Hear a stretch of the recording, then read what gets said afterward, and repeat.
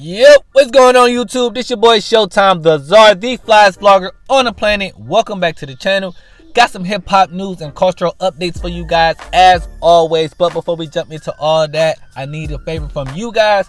If you are new to the channel and want to stay up to date on everything hip hop and culture related, see the subscribe button on your screen. I need you to click that, turn that bell icon on so that you're notified each and every time one of my videos drop. Now, let's get into today's video. So, social media is once again calling for a boycott of Vlad TV.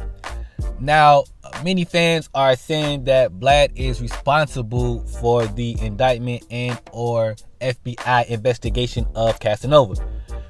Now, during a segment on The Breakfast Club, Charlamagne the God had this to say in regards to artist responses during Vlad interviews. Take a listen. And lastly, fans are blaming Vlad TV for Casanova's FBI indictment. That's fans are stupid. And they're demanding a boycott of Vlad TVs, and they're asking all artists do not do interviews with Vlad because he is the feds. I really be seeing stuff like that on social media, and I be thinking that that's bots. And the reason I think that's bots is because Vlad is not responsible for what comes out of artists' mouths. I don't care what Vlad asks anybody that goes up there. This is not in defense of Vlad. This is in defense of any interviewers. Period. You know what I mean? If you ask a person a question, it's up to them to answer. Now, I agree with what Charlamagne said, but I also disagree with what Charlamagne said, and here's why. He's correct in saying that it's the artist's job to not incriminate themselves. Vlad, as a media member, is supposed to ask questions that he believes fans want to know. So, in that aspect, I get it. But the dilemma is, I posted about this the other day, and there were some people in the comments saying that Vlad asked questions to make it sound like he's part of the FBI or like he's interrogating them, right? So I get that aspect of it too. And for me, I feel like I'm never going to tell someone what they should be asking during the interview. I can give suggestions all day, but I'm not going to tell someone that they should or shouldn't be asking these type of questions, because then that's them. I'm telling them how to do their job, and I don't agree with that. I don't like when artists go up to certain stations or do interviews with people and then they have their publicist team tell them, don't ask them about this, don't ask them about that. Well, then don't do the damn interview. Okay? People want to know things that are going on in your life that don't always have anything to do with your artistry. So to me, I'm never going to tell someone, don't ask this, don't ask that. However, I do agree that I wouldn't ask questions that sound like I'm trying to get this guy to snitch on himself or girl. So I can see both sides of the spectrum, and that's where I fall with that. It is, again, the artist's job to not answer those questions. He could just say next question. And a lot of people are saying that Pee Wee Longway answered Vlad's questions the best because he didn't, when Vlad asked him about being a Crip, he just kind of said, blue's my favorite color. That's all that is, man. That's all it is. And he laughed about it. And Vlad said he respected that. So, again, I can see both sides. But let me know what you guys think in the comments, man. Should the culture cancel Vlad TV, or is it the artist's responsibility to answer his questions appropriately? Let me know what you guys think. All right, guys, on to the next subject here. So before I get into this, I do want to say that this story is still developing, but it looks like Lil Boosie isn't the only one trying to sue Mark Zuckerberg.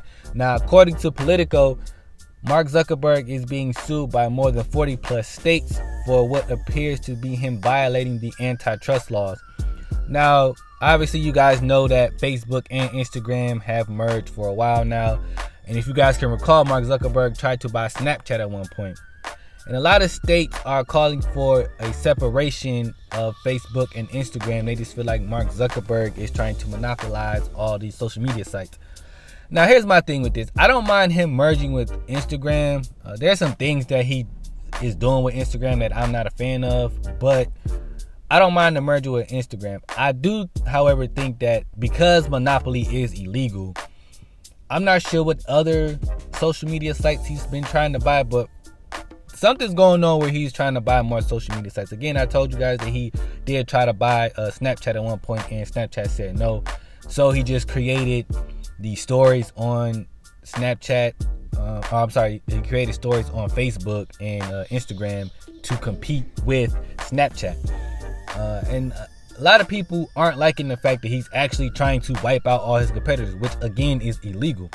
So I'm gonna keep a close eye on this story. But how do you guys feel about Mark Zuckerberg trying to monopolize all of the social media sites? Again, it is illegal, so he can't necessarily do that. But I do think he needs to allow competition because it's just the American way, obviously. So let me know what you guys think in the comments, man. Should he be allowed to, or do you think that he's going to find a way to buy out all his competition? Let me know what you guys think in the comments. All right, guys, on to the next subject here. So apparently there was a hole, no pun intended, in the Miss London and Lil Baby cheating scandal. So Miss London posted that the timeline in which her and Lil Baby had sex isn't real, but the fact that they did have sex at one point in time is. She posted about the DMs in which he sent her. Now Lil Baby also posted on Twitter, but then took it down later, stating that he wouldn't pay a woman $16,000 for sex, and that he goes hard for Jada. Also, Miss London did say that Lil Baby loves Jada as well, and she's not trying to break up their relationship. Now, I said that there was a hole in this story because I just don't see Lil Baby going out here cheating on his girl and recording it.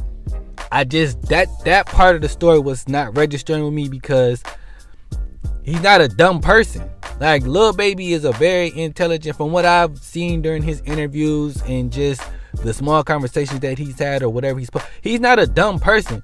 And QC will probably not let something like that get out or do their best to. I just feel like that part of the story was throwing me off, and I knew something was wrong with that. But let me know what you guys think, man. Do you think that this was just a publicity stunt, or do you think that, you know, she's just trying to gain some clout? Whatever you think, let me know what you guys think in the comments.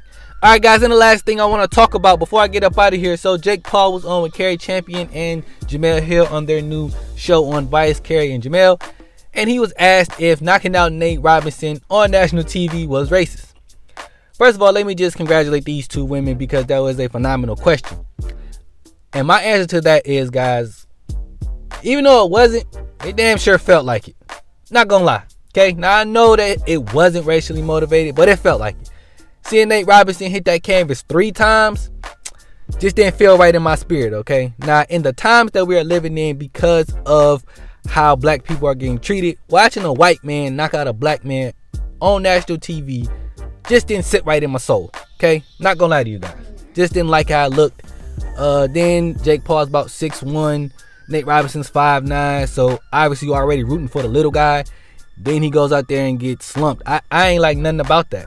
Okay, now if Jake Paul would have won and he didn't knock Nate Robinson out or knock him down 3 times, okay, cool, you just lost.